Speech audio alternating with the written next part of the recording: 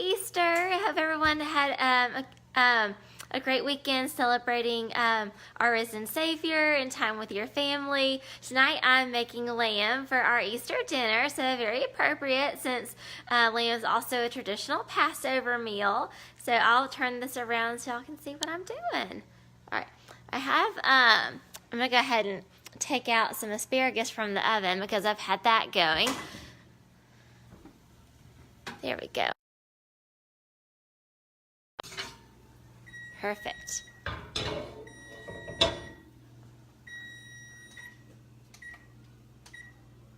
that back. 400. Okay. And we still have our potatoes in here too. I'll leave that for a little bit longer. Alright, so I'm going to put a little bit of olive oil in my saute pan here, just a little bit of a drizzle.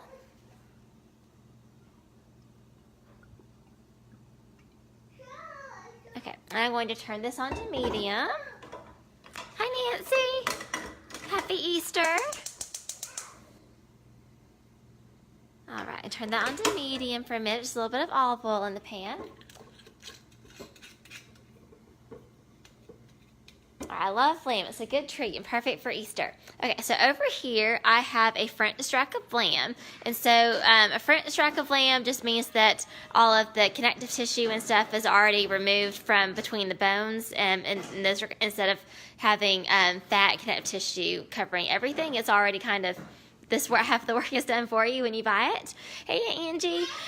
So basically I trimmed the fat off of the top of the rack of lamb and also trimmed off the silver skin that's underneath it, and that's a little bit tough, so I wanted to get rid of that. So that, I feel like, is the most labor intensive part of this dish. It took me about 20 minutes to trim all of the fat and silver skin off of the rack of lamb. So if y'all have seen the video where I trim and prep the beef tenderloin to freeze, that's a good example of basically what I did for the rack of lamb, and that video is archived on my YouTube channel as well.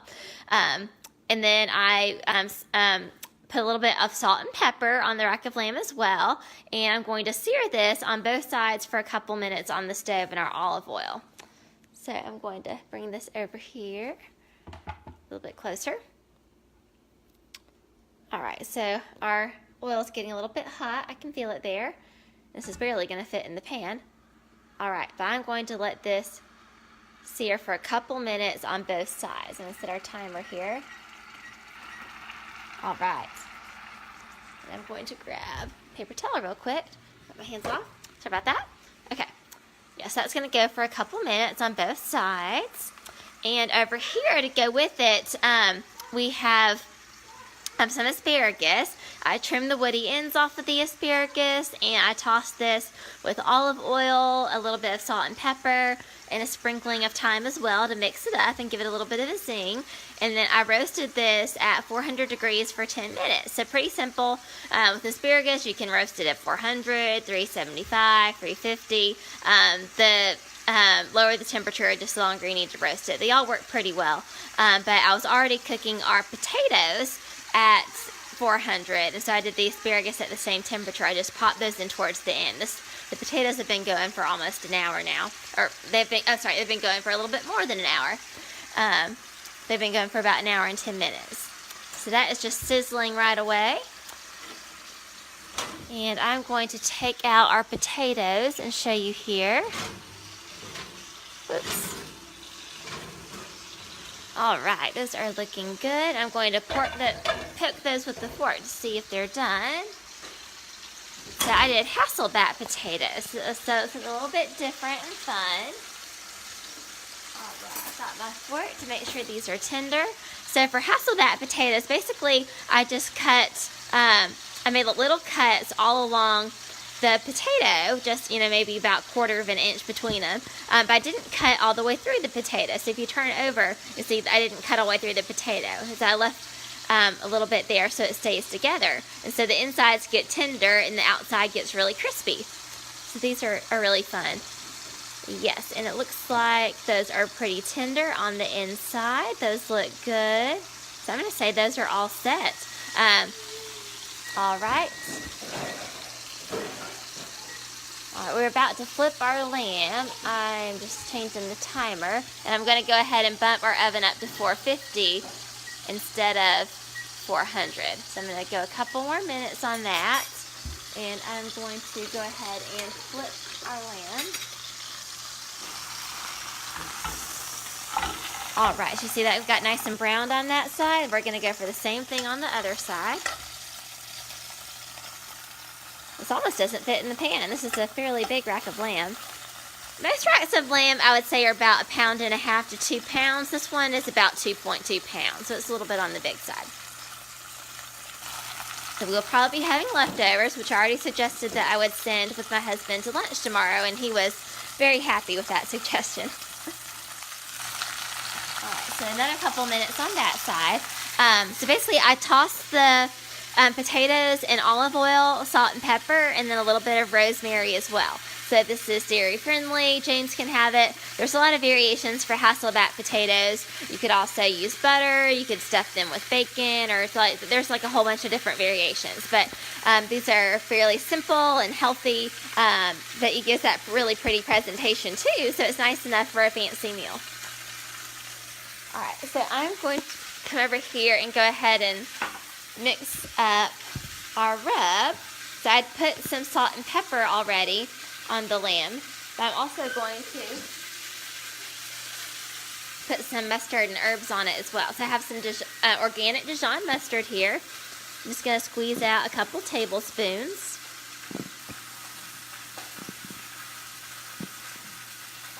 That'll be good.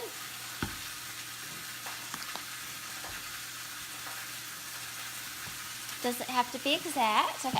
And then I also have some herbs to prevent that I'm going to mix in.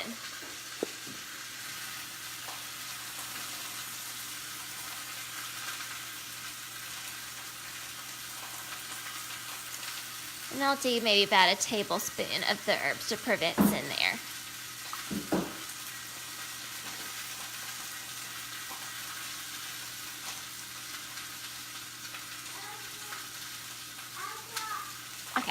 That's about a tablespoon of herbs to prevent and a couple tablespoons of the Dijon mustard. I'm just estimating. And I'm going to turn off our eyes.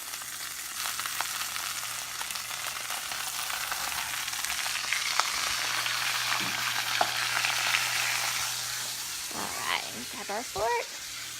Okay. And we are going to place our lamb in our baking dish, and we're going to do the meat side up. So this is where all the fat was originally that I trimmed off over there already. And so I'm going to put that side up and let that rest for a minute, and just stick the pan back over here since we don't need it anymore. Okay, so I'm going to mix up our mustard and herb sauce here. Yum, yum, yum. Dijon mustard goes fabulous with lamb. So, I might do just a little bit more herbs, not a lot. You can just kind of eyeball to your taste.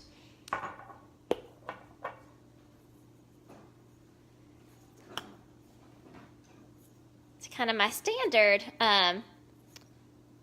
rub for lamb. Has Dijon mustard, fresh minced garlic, salt and pepper, herbs to prevent.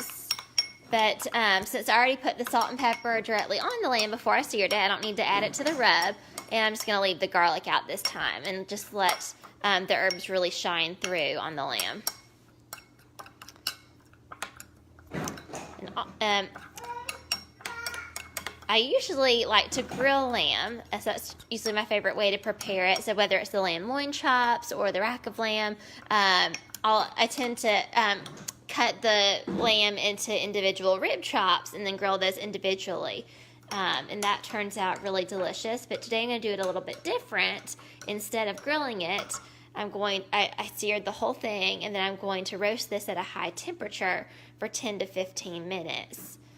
And then I'm going to check it after 10 and kind of see how the temperature is. You can cook it as long as you prefer, depending on how rare you like your lamb. But I'm going to go for an internal temperature of about 135 on the lamb.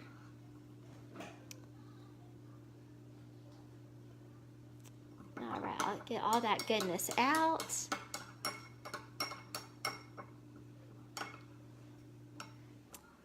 And this would also be a kosher meal because I feel like a lot of our meals tend to be kosher because of James's dairy allergies. We have to be really careful about not preparing dairy alongside or serving dairy at the same meal as meals that contain meat. So if you're Jewish and or making a nice Passover meal or Seder meal, then this recipe would work perfectly fine too, because everything in this meal is dairy free. All right, now I'm just going to, got all that goodness out. I'm going to spread it all over our lamb there. Yum, yum, yum. I can smell the tang from the Dijon mustard.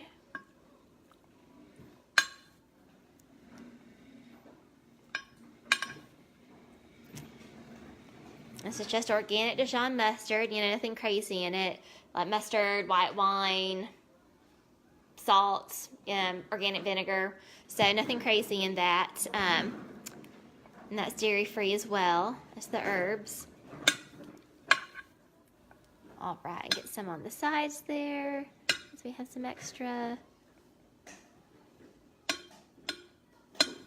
And by the time we get all of this coated on there nicely, our oven has already preheated from 400 to 450, so I did a fairly similar baking time for everything. I did 400 for the potatoes and the asparagus, and then 450 for the lamb, so I didn't have to wait very long for the temperature to come up.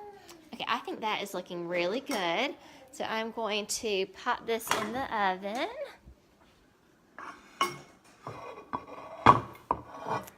Right.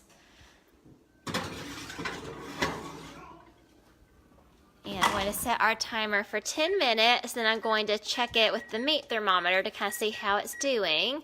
And then if needed, I'll roast it for another 5 or 10 minutes, depending on how the internal temperature is. I'm kind of going for around 135, and I'm going to let it rest, and the temperature will rise as it's resting too. So we'll have a nice medium, rare to medium on our lamb tonight. But I can't wait to try this new technique out. It's just a slightly different way to cook lamb, which we both love and are. I hope y'all had a great Easter and had fun watching this recipe, and hopefully it gave you some ideas to celebrate Easter or Passover with your family. Bon appetit, y'all.